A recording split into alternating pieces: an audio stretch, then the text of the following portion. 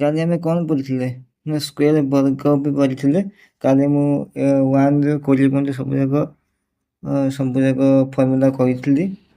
1ର square କେତେ, 2ର square କେତେ ସବୁ କାଲି ଆପଣ ଜାଣିପାରିଥିବେ, ଭିଡ଼ିଓ ଦେଖି ଜାଣିପାରିବେ।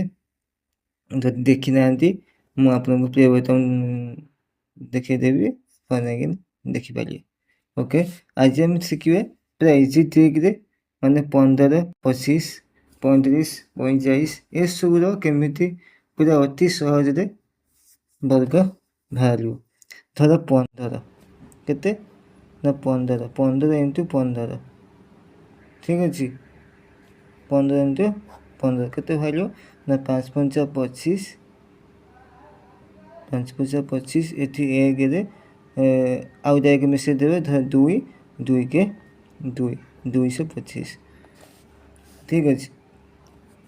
ଆଉ ତାପରେ ହେଲା କେତେ ନା 25, 25ରୁ ବାହାର କରିବେ। କେମିତି ବାହାର କରିବେ? 5 ପଞ୍ଚା 25, 5 ପଞ୍ଚା 25, 2ରେ 1 ମିଶିଲେ 3, 3 ଦୁନେ 6, କେତେ ହେଲା 625, ବୁଝିପାରିଲ। ତାପରେ ହେଲା 45, 45ରୁ କେମିତି ନେବା? 5 ପଞ୍ଚା 25, 4ରେ 1 ମିଶିଲେ 5 ହେବ, 5ରୁ 4 ଗୁଣି ଦେଲେ କେତେ ହେବ?